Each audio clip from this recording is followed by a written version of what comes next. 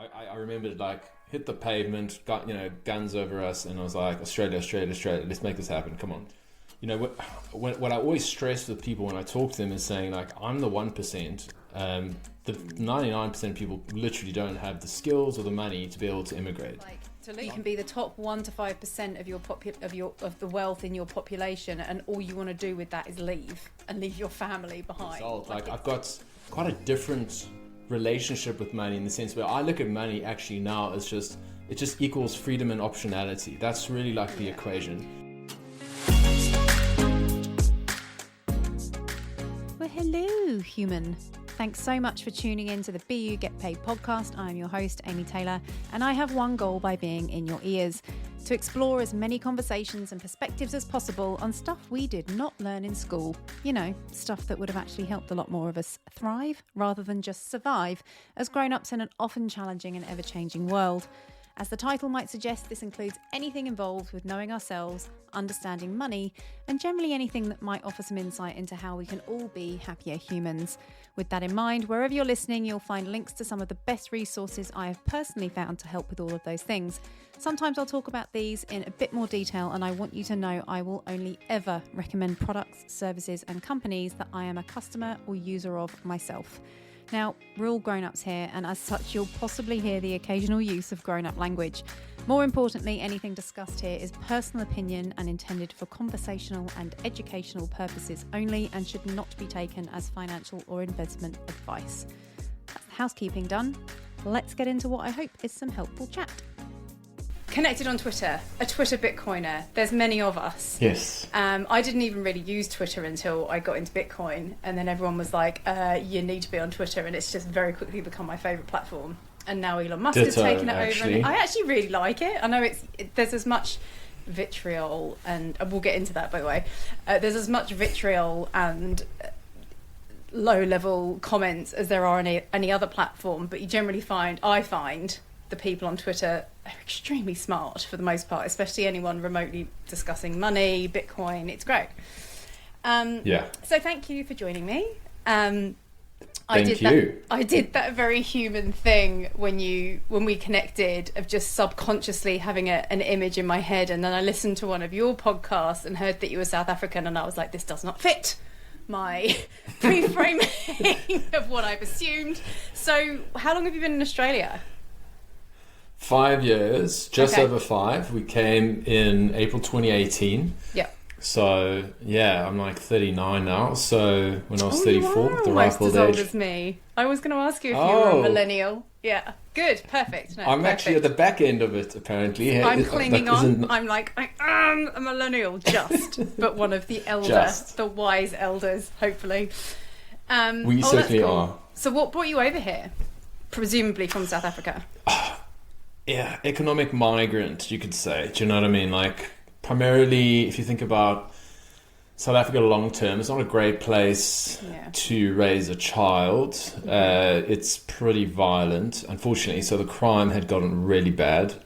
We were held up at gunpoint, and that was even after the fact of deciding we were coming to Australia. So that was like, I remembered like hit the pavement, got guns over us, and I was like, Australia, Australia, Australia, let's make this happen. Come on. So this is you and your wife were held up at gunpoint, you're saying? Yes, exactly. Right. So it was weird because we were actually just outside a mate's house whose bell wasn't working, and we were there to talk about them looking after our cats while we were in Australia and then sending them across. So it was just like, it was just really bad luck, and that kind of just sealed the deal and made it really easy to assimilate, because I was like, yeah, I'm done. It's like it's almost like a woman who gets beaten by a husband and then decides enough's enough. It's just like, no, this relationship is over. Mm-hmm. I'll always go back. I'll always have a special place in my heart for Africa, but it's done. So, are your family and still also there? Just like, my parents are there. It's a bit of a convoluted story, but my sister's in Auckland. Okay. I've only got a sister, so she's 3 years younger. She's in Auckland.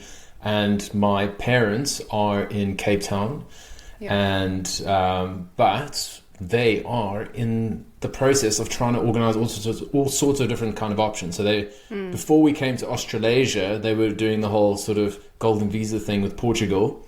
Then we kind of changed ship, and we're here. So now my dad's looking at an investment visa in New Zealand. Yeah. And they've just spent the last 4 months there, and they're like, oh, New Zealand's pretty shit, respectfully. They don't like it. So they're kind of like, okay, we actually want to try and make something happen here. And there's like some sort of visa where if the balance of your children are in Australia, you can apply as parents for permanent residence. So that's going to be the plan. So... Well, that would, it's a bit sad, but... I mean, maybe you should all just go, if you're all in Bitcoin, you should just all go to Portugal as far as I'm concerned, but if you've got connections here. But anyway, let's move on from that. I've got a similar story. My mum's over here. I can probably tell you what my experience of that was, albeit she came from the UK. What yes. are you... Tell me... Well, I generally try and sort of go through people's origin story. Where did you grow up? Yada, yada. But I feel it would make more sense to loop back to that with you, because you've probably got some really interesting stories, including being held up at gunpoint. So fast forward through childhood, like going into... I find that millennials talk a lot about career choices. And what did you sort of, in South Africa presumably, what was your first job out of college, uni? Did you do the uni thing? Yes. So I think when I was young, what I always thought I wanted to be was... what they call like a game ranger, like the guy, just the safari guide, you know? Yep, they're great. Yeah, totally. I've been. It's quite funny. I've done Kruger. Oh, brilliant. Yep. Yeah, no, there's actually nothing quite as magic. But yeah, so that was the kind of the thought at some point. But out of uni, I did, like everyone, I did kind of hospitality. So I was from about the age of 16. Yeah, I was a waiter in all sorts of restaurants, pizza places, and all that kind of stuff. Really just pocket money. And then in uni, part time, what I did was actually deliver fruit and veg to incredibly wealthy people. And I used to have this car called the City Golf. I mean, most people don't even know what that is, but it's like the smallest VW you can possibly buy. And I would literally just stuff this whole car full of fruit and veg and smash it out in 3 or 4 hours. And that was just my party money. So I did that probably for like 3 or 4 years during uni. Studying what though? So I started out, So I did a BA law and political philosophy. So that was the kind of the first bit, and loved philosophy, but that's not a job. Does teach you how to think, teach you how to reason, which is rad. So I loved it, and it got me thinking about all sorts of things. There was some subjects that were like a game changer for me, like this thing called it was called applied ethics, and it was about the morality of homosexuality. And you might have grown up in an environment where some people might have thought there was something wrong with it, and then literally you go through every single argument. It's abnormal, but being left-handed is abnormal. Okay, yeah, it's not natural, but wearing glasses on your nose is not natural. And you're like, shit, okay, this doesn't make sense. So kind of critical thinking as well. Yes, totally. So that was quite... Or more so really than cool. Anyone else than you learn anywhere else, sorry. You generally... Was that something you had to do with law? Did you have to do philosophy with law? No. Oh. No, it was optional. So I originally contemplated doing like a double degree in psychology and law, but the people that I spoke to just said it was too hard. I enjoyed psychology too, so I did that for a couple of years too. But eventually you kind of have to pick a lane, and I thought... It was suggested to me to do what would be like an LLB, but it would be a BCom LLB, so do finance. But being Dale and kind of just saying no off the bat, because my dad's a chartered accountant, so he was like, that'd be a good idea, and I was like, no. So I just did an arts degree and a law degree, and then later on, quite a bit later, so like. Gosh, I mean, I don't even know how long. Maybe like a decade later, I did Hold on, before you go a decade, before you jump to a decade later, did you choose to do law, thinking being a lawyer is a good career for good money? I definitely did like the idea of money. It was the weird thing was I was thinking, I suppose it's a little bit of a juvenile thought, but you kind of go, yeah, having money allows you to do things, allows you to buy things. And maybe I should like go back a few steps just to kind of frame my relationship with money, because it's the way I thought about it. Because Totally, please do. yeah, so my family, both my mom and my dad, they grew up in very modest homes in a small mining town called Springs in South Africa. It's a gold mining town, and they didn't come from any wealth or anything like that. Working class families. My dad's mom was a bank teller for 35 years, etc. That kind of stuff. And when they first bought my parents bought their first home. It was a 1 bedroom, and within a few years, interest rates were up at like 18%. And my mom was saying, like, she's told me these stories about how they used to just cry because they're not both of them, but my mom would be crying, going like, I don't know how we're going to pay the bills, kind of thing. So my dad would go out, and he was doing his articles at the time, and I was basically in this 1 bedroom and a small little garden. My mom and I would literally just work in the garden, and apparently I just got really brown and tanned and played in a bucket and that kind of stuff. So we grew up relatively poor, but for whatever reason, my dad had like a crazy drive in him. And the result was that I didn't actually spend a lot of time with him, but he managed to really just apply himself and progress from one sort of role to the next. And long story short, eventually him and a bunch of other guys created a business that was the first formal retail that townships in South Africa ever had. So prior to that, it was spaza shops.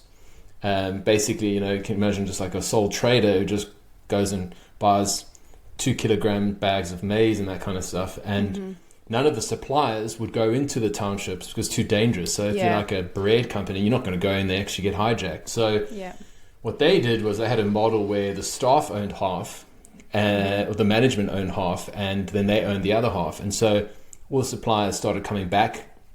And that was the first formal retail for the African townships. And then they sold that business to a Coles type it's called Pick and Pay, who actually accepts Bitcoin now, which is funny. But for anyone who's not Australian, Coles is a supermarket chain. Sorry? I was just explaining that Coles is a supermarket chain for anyone who's not Australian. Yes. So they became that, or they sold the business to that chain? So they sold the business to this large company. Supermarket chain, and essentially, as a result, we then he obviously stumbled across like a big amount of money, and that is when we decided to relocate, and we went to Cape Town. And I went from being like in a pretty modest, like normal home, because my parents weren't flashy or anything, to living in a really prestigious estate in a really nice area in Cape Town. So it was like, I don't want to say like a rags to riches story, but it is like it's pretty cool. And so as a result of my formative years, my teenage years, actually growing up in an environment where kids were getting sort of 3 Series BMWs as their first car, I couldn't, like, my dad would be like, oh my God, that doesn't make any sense. He was always very grounded, and I've never just been impressed by that. And so as a result, like, I've got quite a different relationship with money, in the sense where I look at money actually now as it just equals freedom and optionality. That's really like the equation. It's not about equals really things. Served you, because apart from the fact that you're in South Africa, well, especially the fact that you're in South Africa, it just would have made you a target, which it sounds like you later experienced what that is like. So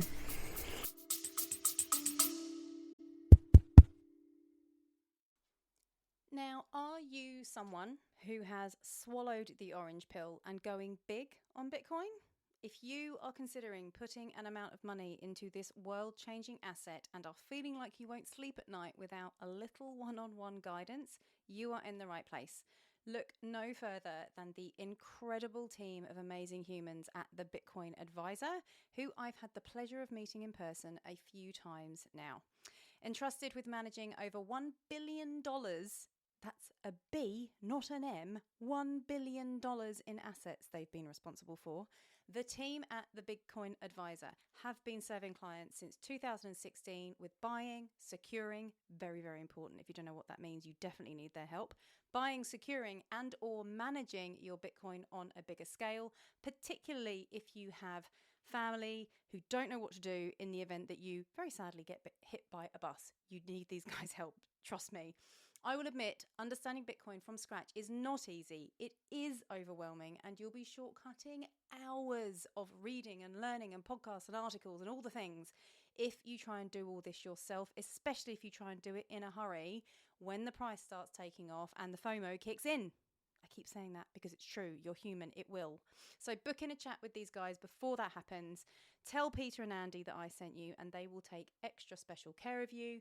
So just head over to bugetpaid.com/BTC advice. That's bugetpaid.com BTC ADVICE. bugetpaid.com/BTC advice. Hope that makes sense. This will be in the show notes. Yes, exactly. And, unfortunately, I think the reality is everyone's a target there. Life's very cheap there. But obviously the fact is that if you've got more, you do have to protect it. And so you don't really get much help from the government. So you need to get private security and private healthcare and move overseas. All the other There's things. So many South Africans overseas. Tons. Exactly. And, what I always stress with people when I talk to them is saying, like, I'm the 1%. The 99% of people literally don't have the skills or the money to be able to immigrate. To leave, so I'm blessed exactly. in many ways. It's a bit like the Brazilians as well. There's a big Brazilian market here, or I say market, Brazilian population here and in New Zealand as well. And, yes. I don't think people realise, as much as they are the 1 or top 5% of their population, the choice, it's a contradiction, isn't it? It's like, you can be the top 1 to 5% of the wealth in your population, and all you want to do with that is leave your family behind. Like it's like more money, more problems in a way. It's an escape, but that's a sacrifice. It's a huge sacrifice. Yeah. So you went into law. I want to get to the point where you ended up working in mainstream media, because I was listening to you interview someone else on your podcast, and it's that moment where you started questioning something. Bitcoin may have come later, but you said I think it was Michael Dunworth you were talking to, and you ended up, take me through the story to where you ended up working in mainstream media, and you started questioning something for the first time. To put the pieces together, I'll literally just fast forward through like 12 years. Yeah. Because basically I did my law articles and did commercial law. I knew in like 2 weeks that this is not going to work. The secretary who I was working for said, like, I know you're not going to be a lawyer. And I was like, shh, don't tell anyone. And then shortly after that, once I qualified and became a lawyer, then it was like, okay, did a bit of legal compliance work, moved across to commercial property. And, not necessarily like passionate about it, but, that's what you do. And so we moved across here in 2018 now, and went straight into commercial property, as you do. And for the first time in my life, I had multiple offers, and that didn't ever happen in South Africa, which was quite unique. It's like a pure meritocracy, yeah. And I'm like, yeah. Good and pay. So I was like, woo, this is a dream. So then in 2020, my wife and I make the bold move to pack up and go to the Northern Rivers region to go live in Casuarina. And this is all just as COVID's happening, and she was literally like, "This, we need to pack up. We need to go." And so we literally just packed up. Were you in Sydney? In Adelaide. Oh, Adelaide. Okay. Oh God. Okay, yes. That's a big move. Yeah. Yeah. So we were just literally like, our house was full, and we literally got our cat and our dog, packed the car, and we raced to the border. We got to Broken Hill, and we're like, "Phew, we're in," because we had to live in a regional area. So the long and the short of it is that we lived in Northern Rivers primarily because I had to live in a regional area. I had to work in a regional area, or I could do remote work, but I couldn't literally go across the border and be a waiter in, Coolangatta, 10 kilometers away, as an example. That's just the way it worked. Yeah. So I needed to find a way to earn an income, and I then decided, okay, well, may as well try and study a bit more in finance, because I've always found it interesting. And then I started coming across Bitcoin, and I was like, whoa. And that's kind of where I started doing a deep dive. I wrote like an 80-page dissertation. Then I was like, I want to work in this space. How do I work in it? Well, Bitcoin's like gold, like I can't work for gold. So what I do, I applied for lots of different kind of roles and ended up as a managing editor at a crypto publication. So I was a Bitcoiner before I got into crypto media, and that was about a year with that crowd. And that then got sold to an exchange. I'll tell you offline who they are. You can just read at the bottom of the website if you want, the T's and C's. And then I moved across to another business that was recently started by Nine Network. And that's when I really got kind of hit in the face with mainstream media. Mainstream Channel 9 here. Yes. Wow. Yeah, Okay. So it was a publication that was within a stable of publications owned by a group called the Pedestrian Group, which is like a youth-focused group that like advice and a few others. And then on top of that group was Nine. So Nine they called them Big Daddy Nine. Yeah.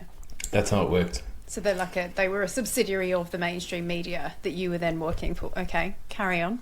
Correct, but it essentially had all the qualities of working for mainstream media because... So you'd already worked in crypto and you knew Bitcoin before you worked in... I thought it was the other way around from listening to you before, but that's really interesting. So yes. You already had the bit of the conspiracy theorist hat on to a degree, because that's what I think a lot of us are seen as by the outside world, or those who don't understand why we get so passionate. And I think especially Absolutely. 2020 was a year where if you questioned one thing, if you already knew Bitcoin, or if you'd started to look down the Bitcoin rabbit hole, the dots just started to join very, very quickly by following money. And it was just such a fractious, divided time, and it still is. But it's interesting that you'd already gone down that rabbit hole and then worked in mainstream media. So what came next? You're right. Yeah, it was a weird time, and funnily enough, all the conspiracy theorists are increasingly accurate by the day. We could say, which is very vindicating, and so many of the things that I'm so stoked that finally like the truth is being unveiled, but it takes so long. So yeah, as you said, I was a Bitcoiner before I started working in crypto, so I didn't believe in crypto for like a day, not one day. I wasn't tricked. I knew it was all BS, right? I just knew it was all scams, but I had to find a way to try and work in Bitcoin, and that was kind of my opportunity. And it was then towards, I've lost track now, but it was a really challenging period because especially working for mainstream media and like Nine, the kind of the cultural side, the work politics, I just didn't jive with. So I originally had sort of Bitcoin as my pronoun on LinkedIn, and I had to remove that. Everyone had their pronouns in the email, and I was just like, there's just no ways I can do this. So I removed it. It was noticeable. And I started losing like a little bit of me. It sounds like a little bit extreme, but my wife and I would go for walks every day with our dog, and I would just complain the whole time. And it's just like, I know that that's always a signal in my body that I'm not well, you know? Yeah. And eventually I just was like, do you know what, this is, it's actually with the support of my wife, she just said like, just pack it up, man. Just, walk away. It's not worth it. But what were you reporting on? Sorry to cut you off. What was your job in that environment? So the first thing is it's all garbage, Amy. Basically, it was Web3. Okay, and the people that were talking about it didn't understand it. It's all buzzwords. It's all marketing. Truth is irrelevant. Nobody knows what's happening. What was so wonderful was, and this is a story you might appreciate, SBF was exposed during my stint. Sam Bankman-Fried, the notorious... FTX, I think the biggest criminal in crypto thus far. And as this is happening, I thought, this is my opportunity. And I've said this in other podcasts, so I'll try to put it a little differently, but I thought this is my chance to try and like orange pill this publication. Because I had always said, guys, why don't you try and have a little bit of a foot in Bitcoin and a little bit in Web3 crypto? Because I think when it pivots and reality hits, you want to be able to say, hey, we still had a bit of signal. At the moment, it's just noise. That was just my kind of 5 cents. Yeah. And I guess long story short, I eventually decided like, we need to figure out some of these things. Like we keep saying decentralization. Can anyone even explain to me what you're talking about? Like literally tell me what you mean. And people would be kind of a little confused. So I said, okay, I'm going to do a presentation for the team, and let's try and like figure this one out. And sort of 10 minutes into my presentation, the CEO was just like, hey, stop. Hey, it sounds like you're trying to sell me on Bitcoin here. So I'm like, no, I'm trying to just sort of uncover something. Like all these people that I've been following, like my Twitter timeline's different to yours. Everyone knew this was inevitable. They knew FTX, they knew Celsius, they knew BlockFi, they knew all of these crypto companies that were either, engaged, all sorts of, let's just call it degenerate behavior. And, Corey Clipston from Swan was one of the guys calling it out. And so I was like, I follow Corey and he's called all this stuff out. And he's like, oh, he's that crazy maxi. I'm like, yeah, it's crazy means true. Taking a lot of heat for it as well, but he's been proven extremely reliable with his track record. He's a sharpshooter and he knows. That's why I back him, because he doesn't make claims that he can't back up. And he's got a really good record. And another guy is Mike Alfred. He is very good in being able to call BS on some stuff. And like, just as an FYI to anyone who's listening who's interested, Binance is the biggest red flag in the industry, and we'll see what happens to that thing. I think it's going to blow up probably in the next 3 to 5 years, but these things can happen quite slowly, gradually then suddenly, you could say. Yeah. Well, the side note, and we'll come back to this topic with the Bitcoin not crypto argument.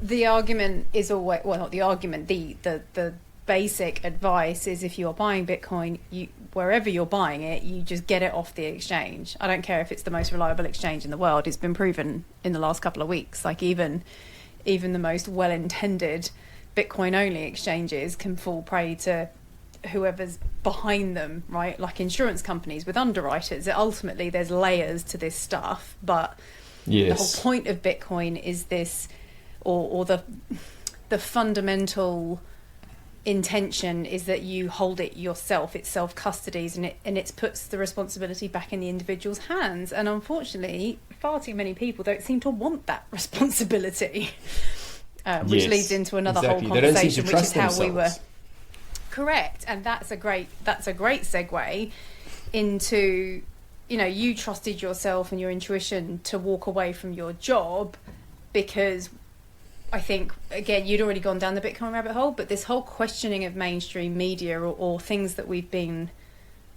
told or read, and for years you just never had a reason to question it. And I think one thing you said on your episode with Michael was just, when you see that something's not true, it's quite frightening to start peeling back all these layers of like, well, what else isn't true? And Robert F. Kennedy Jr. is doing a great job of terrifyingly, but also I guess it's inspiring, it's hopeful and optimistic that someone in a position of some degree of power or influence is actually now willing to be out there being a voice for this stuff, and not just for Bitcoin, but for where this interwoven web of influence, power, manipulation all comes together. And it's not very nice, but it's, there is hope. That's what I'm always ranting about this stuff on Instagram and social media, but it's like, but there is this thing called Bitcoin that offers hope on so many levels, but it takes a very long time to piece it all together. Exactly. And I think, I actually don't even know what the name of this phenomenon is, but once you've got an expertise in something and you read about it in a publication and it's so wrong, that's when you should start going, okay, what else are you wrong about?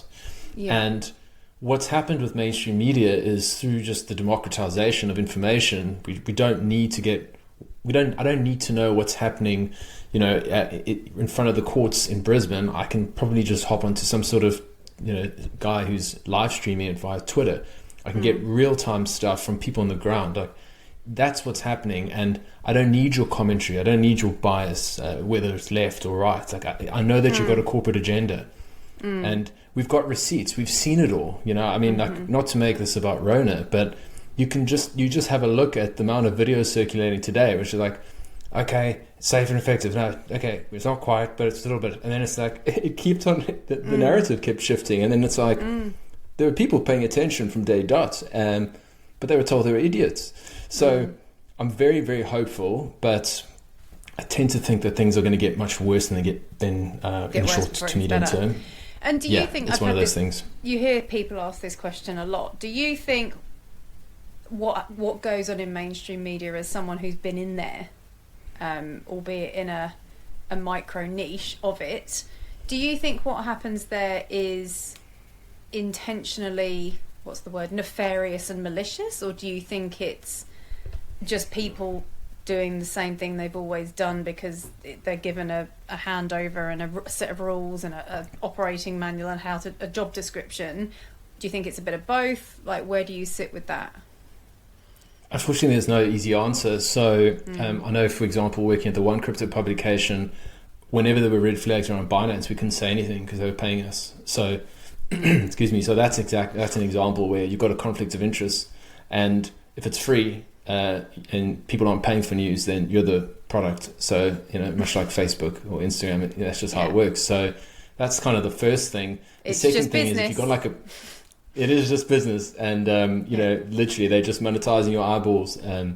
So if you think, and then the next kind of layer is, how do these things make money? They require corporate sponsors. Okay, so at the end of the day, if nobody's paying, like, you understand the incentive. So they're not necessarily. So truth is kind of secondary. So that's, I guess, the first thing. The second thing is then people would gravitate to various publications depending on their political ideology. Yeah. So, for example, Nine is very woke. It's very woke. It is what it is. And I could immediately tell that I was out. There were a couple of weird signals, like when you do your little questionnaire in the beginning of, like, it's like here's 10 questions about you to introduce you to the team via Slack. And the one was like, who would you like to be in a lift with? And I had to think really hard, because I know, okay, if I say this is how I'll be perceived. And I wouldn't say Joe Rogan. He's my boy. But I couldn't say that. So I had to be like, who is someone who I love but is tolerable from the leftists? And I was like, Ricky Gervais, love him. So that's the kind of thing. So the people there all have groupthink, and they can't think differently. Unfortunately, they're there, and it's like you're part of a team. And it's like, okay, I'm on Team Bitcoin, and if some guy, shitcoiner, came and infiltrated and tried to push some message at a Bitcoin meetup, I'd be like, listen, man, this is not the forum. It's the same in the media. It's like, I worked in a leftist organization and they all think the same. There's no room for diversity there. Of thought. Wow. Every other one, by the way. I saw someone tweet, and I nearly jumped in and said this when you mentioned having Bitcoin in your pronouns. I saw someone say the other day on Twitter that they didn't want to use pronouns in their bio. I don't think it was a social media profile, but I think it was like their intranet. Is that even a thing anymore? But their internal staff platform or whatever it was they had. And there's a space for pronouns, and everyone was told you must use pronouns. And even that was just not okay. And it's just like workplaces are just becoming so toxic. And, the reports that I read from Gallup, which is affiliated with the coaching I do, is like, they do these polls of workplaces around the world and how people are feeling, and it's way up now into the 70% range of people that want hybrid or remote work. That's how high it's gone since experiencing the option. And it makes you wonder, well, how much of that is because of toxic workplace culture, like things like that.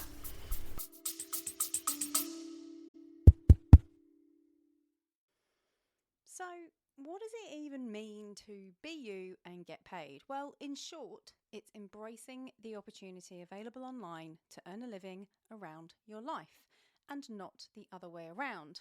I'll give you a moment to let that sink in. Ready? In other words, to build your own dreams instead of someone else's. And for me, it took the sudden and unexpected loss of a very close family member back in 2013 before I took that kind of cliche statement seriously. It was a line in the sand moment where I decided I was going to do whatever I had to do to build something of my own, to find freedom from the unfulfilling world of commuting and corporate slavery for good. And that decision put me on a completely different life path. And I can tell you from experience that it is even simpler to do today than it has ever been before. So if you've been inspired by anything you've heard on this podcast, nothing is stopping you from doing the same. When you learn to turn your existing skills, knowledge, passions, and interests into income streams online. And if you don't believe me, check out the episode number 18 with my long-term friend and mentor, Stuart Ross. And we're not talking about some half-assed part-time side hustle here, my friend. I am talking about drastically changing the way you think about and earn money in today's modern world.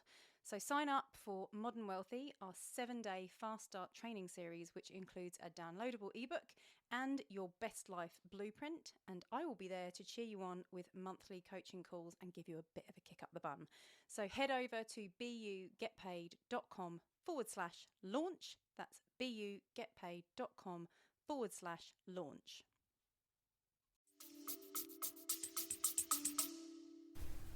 Yeah, it's funny. That thing you just described happened to me. Exactly that. No jokes. So, what, you must use pronouns? Well, okay. So, some beta male. I'm very opinionated, so excuse me. But like some beta male in a cardigan from Melbourne, literally, like you check, and he comes out and he's like, "We all need to update our Slack profiles, and here are some guidelines." And then it was like all about the profiles and stuff. Plus, stop with these silly characters. We need a real picture of you. So in my mind, I was like, fuck off. I'm not doing this, okay? I had my laser eyes, like I do on Twitter, and I'm not changing I'm not putting a pronoun there. And then some people had put like their pronouns at the top, and suddenly it was like, you can imagine sort of Amy, Taylor, they, them, but then the they would cut off. And then it was like, no, you're not putting the pronouns in the right place. So you think to yourself, like, okay, this is actually happening. And what's kind of strange is, and you know what's quite funny is, and this might be something, it's just something I thought about, but there is, I think, a correlation between woke and wanting to work more at home. So you can sit and be a keyboard warrior. Yeah.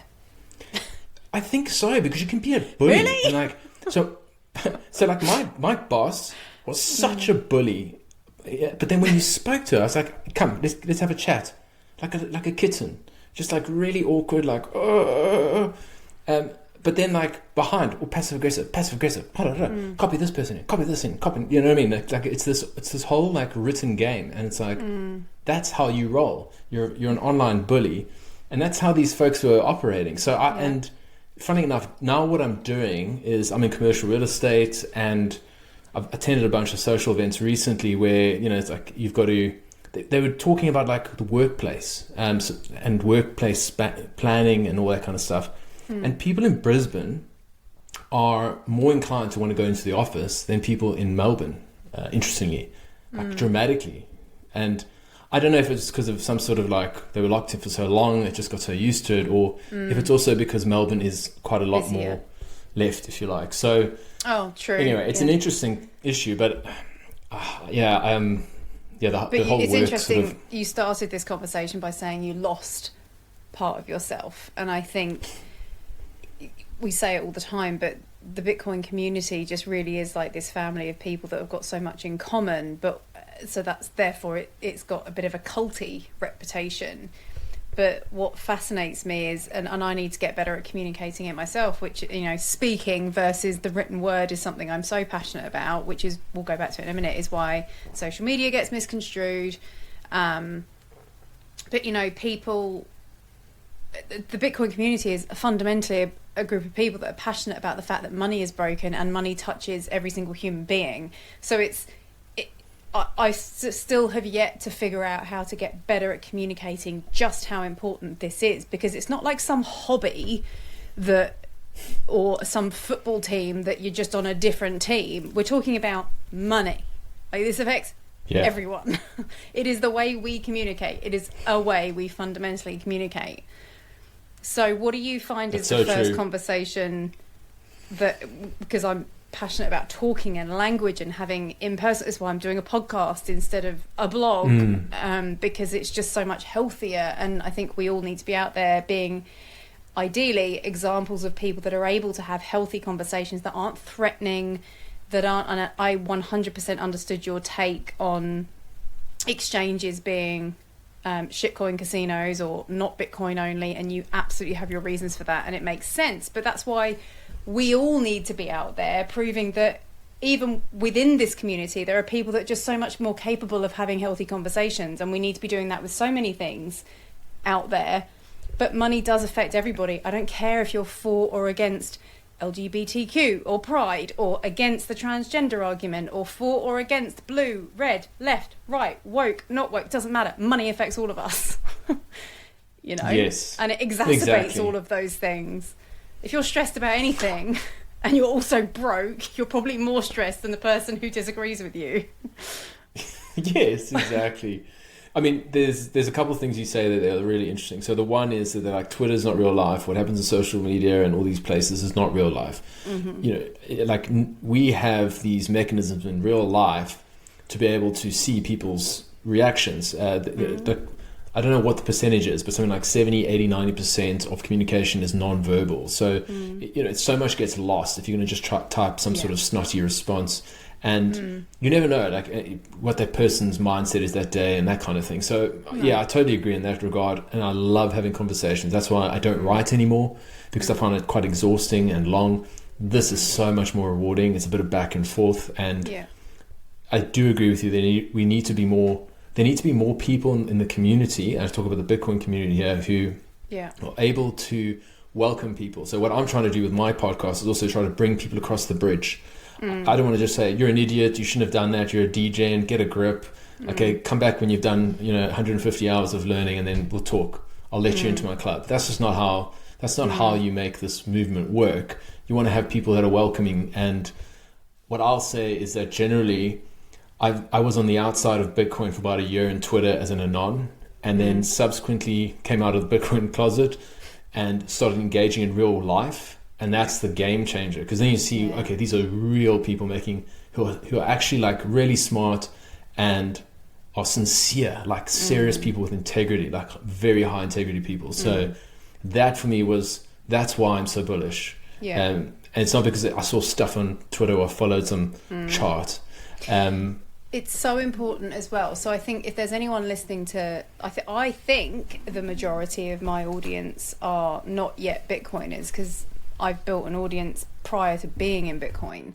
And so I think, you know, people, especially personal friends who see my business profile talking about Bitcoin, and it's kind of a relatively new thing, and it doesn't really, I've not done a very good job of tying it into why I do it or talk about it alongside what else I do, but I'm trying to refine that. And the minute you see people in person, they're like, so tell me about Bitcoin, and you're like, what? That is not a quick conversation.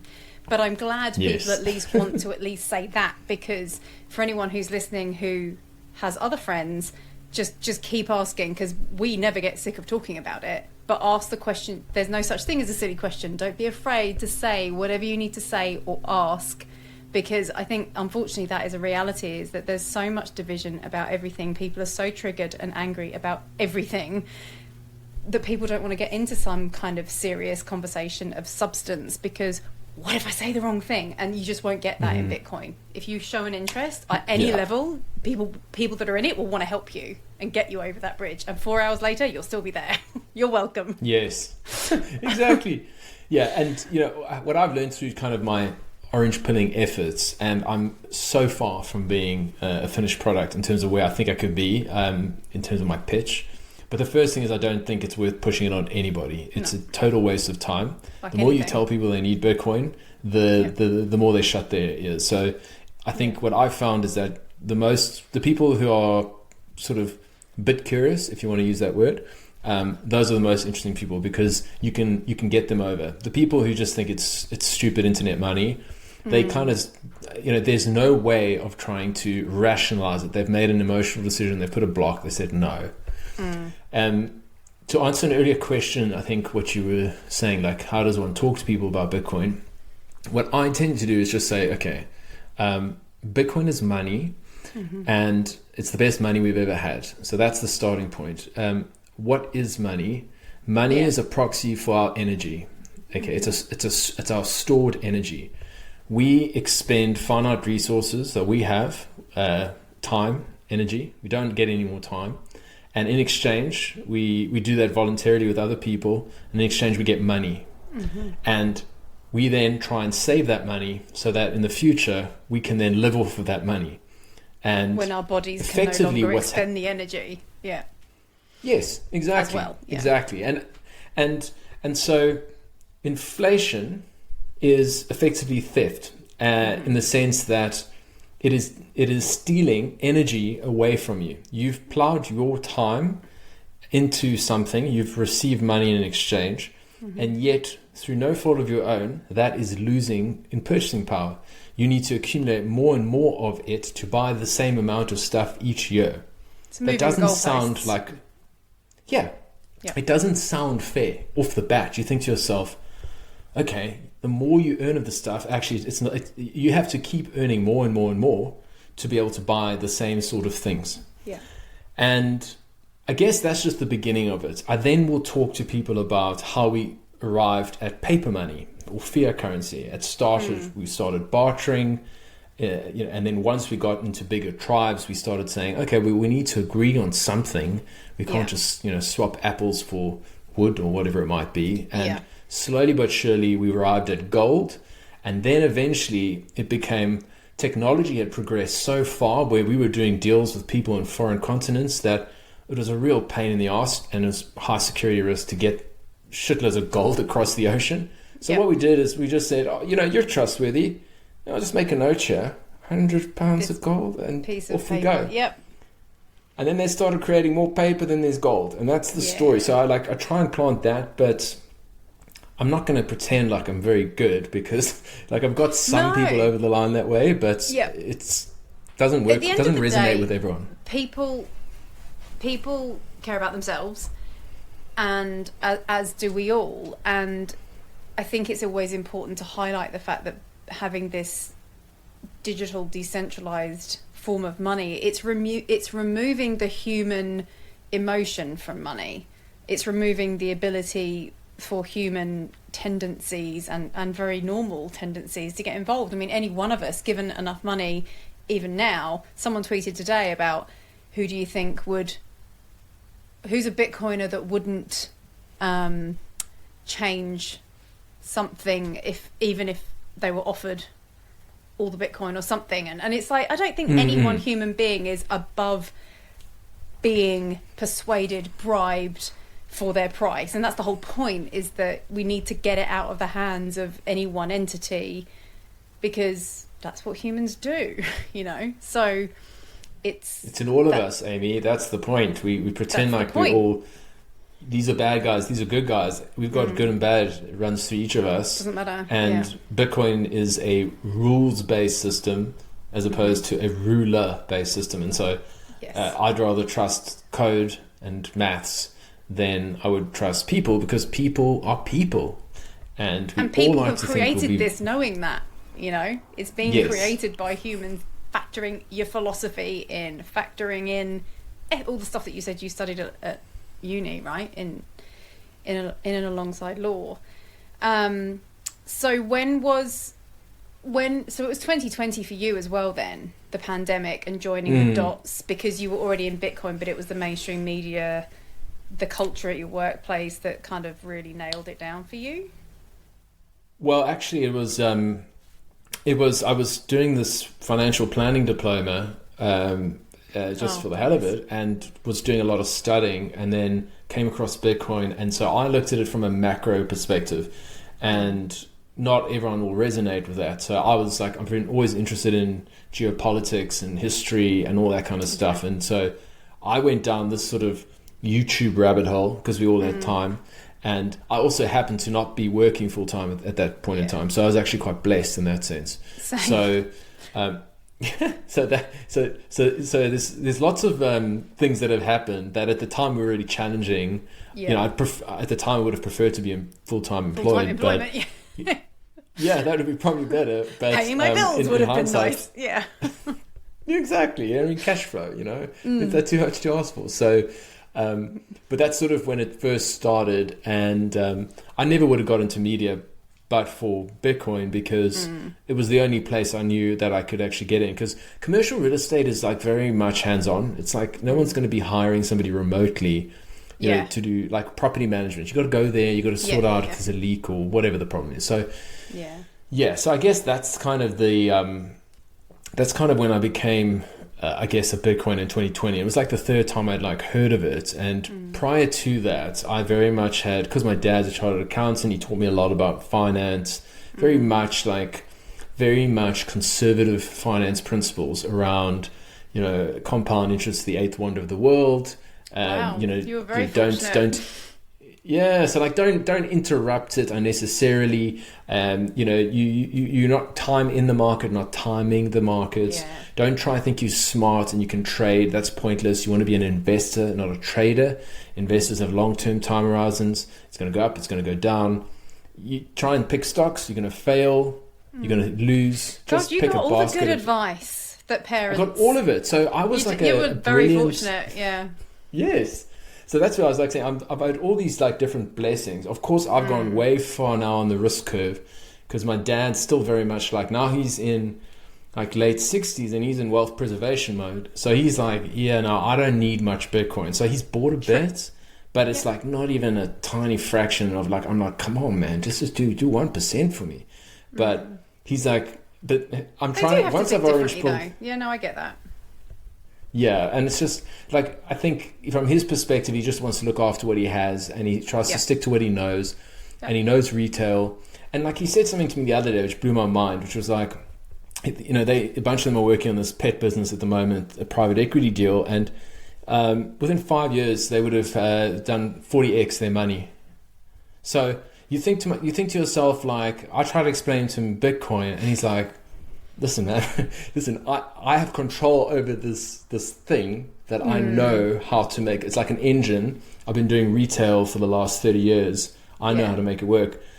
I'm not interested in this tech. And it's like, okay, fair enough. I mean, I see where you're coming from. He's in a position where he's also looked after himself. He's okay regardless. I think when you're a millennial or you're, you kind of look at it and go, we're entering midlife or we're in midlife. If right now, if we're halfway through our lives, we're assuming we'll live till 80. I think all things considered, hopefully, health issues aside, we will actually live quite a bit longer than that. So you look at it and go, I have a very high risk tolerance, but it's only because I'm looking at it going, well, to stick with the system and not have Bitcoin, we're screwed anyway. Unless you've already done exceptionally well for people in our age group, unless you've already got quite a few properties or assets in other classes, significant amounts, which most of us don't because we didn't get that education. My mum retired, lost her husband, was down to one pension, and I looked at it and went, you literally can't afford to live off this. And that was when I was like, that's so sad. What do we do then? So my risk tolerance was always high. I've been in business for myself for about a decade, and it's like, well, what choice do we have? And people think it's, you're being reckless. And the gamblers, someone quoted that at me recently, like the gambler's addiction where you just keep losing so you put more in. It's like, no, this is like the no-brainer option now. You're right, hey? And because the alternative is not working. No, it's really not. It's not working for the vast majority of people. It's not working for billions of people. And it's usually the people who have assets and who are doing fine that would say that. Put yourself in a millennial's shoes, and let's not say, like, I'll be the first to admit I've been very blessed in many ways, not only through my dad's, not just coming from like a relatively well-off family, but also all the education and financial like wisdom that he's bestowed upon me. So that said, I'm so far from being like financially free. Like I'm nowhere near. Do you know what I mean? Nothing like that. Yep. And I look ahead and I think to myself, okay, if you're somebody who doesn't own assets, and let's just use property because everyone loves property, whether you're in the UK or in Australia or also in the US. Property ran really hard from 2020, and depending where you were, like I'm in Brisbane, it was 46% from the bottom to the top. Now, think about what that means for the future and for young people. Wages are stagnant globally because I think what we're finding is that, increasingly the asset prices are becoming completely out of reach for the average person. I mean, it used to be, and I know this for property, is like, it used to be like, say, 3 or 4 times your annual median household income. And you could do it with one guy or girl, like literally working full time. The other person could, I don't want to say secure chill a because mortgage, you mean? Yeah. Yeah, exactly. Today, you need two people working, two wage earners, and you're now looking at, depending where you are in the world, 8 to 10 or 11 or 12. It's not doable for most in some of the most expensive places. So Yeah. how are these people expected to remain optimistic? And so that's why we see so much populism and social unrest and unhappiness and division. And then what the people who have assets will do, and this is what I said at the mainstream media place, was this: it's not about left or right, actually. It's about really centralized entities. It's top versus bottom. And what the people at the top do is they get us involved in petty squabbles around gender, left versus right issues, all these kind of little petty things. And meanwhile, they're playing the long game, and they are the wealth owners. Keeping and we're just the plebs fighting over scraps. And what Bitcoin does is it enables us to take something.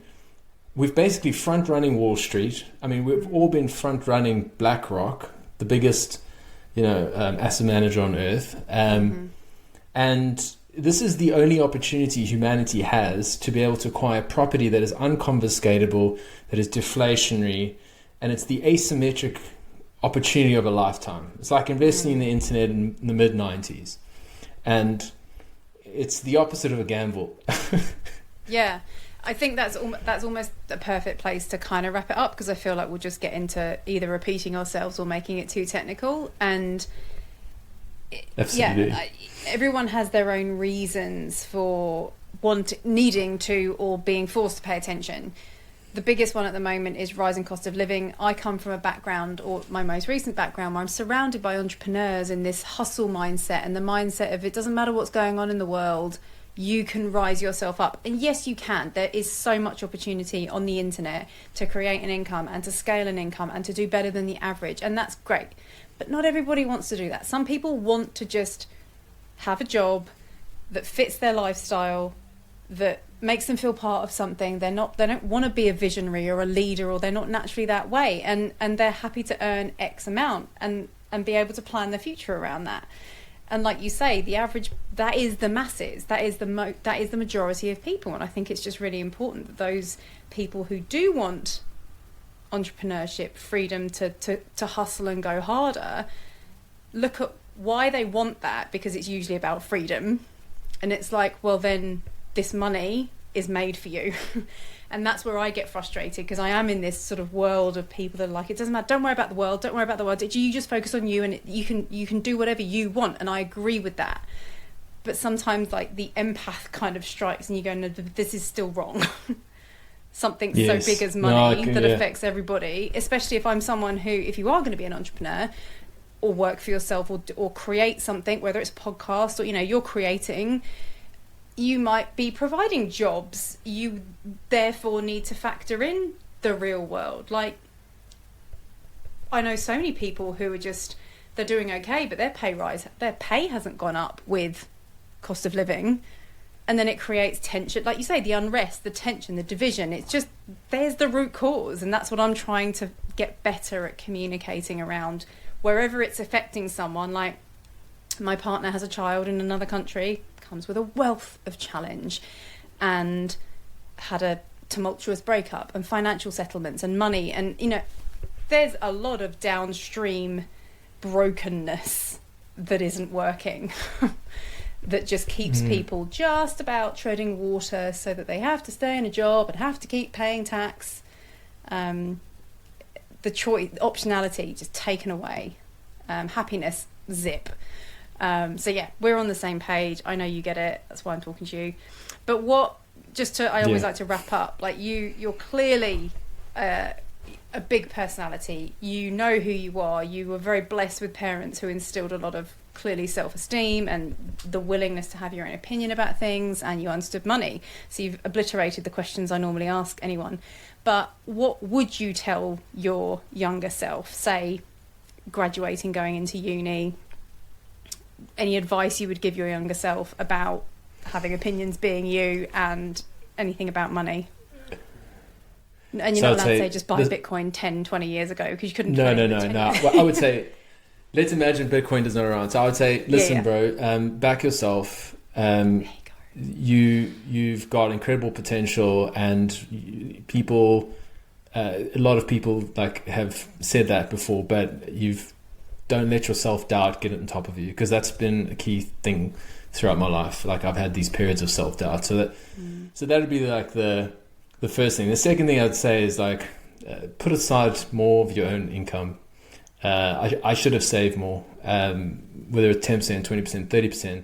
Now I do it in Bitcoin, and I do it in Bitcoin, but I should have been smarter. Like I did 3 ski seasons in the US, and I didn't save a bloody cent. And I'm sure you had a good time though. That kind of thing it was a bit silly, and like I had wonderful experiences. So I suppose the last thing I would say is like all the lessons you've learned, and all lessons in life are actually necessarily challenging. And it's not really what happens to you, but it's how you respond. And so everything that's happened to me thus far, all of it, all the challenges, and I sound like I've sort of been walking on diamonds and I've been blessed so much. Like I've had so many untold issues in my life, like many people, and I'm so grateful for all of them, every single one of them. And so I would say to my younger self, listen, bro, all of these things are going to turn you into a warrior. So back yourself.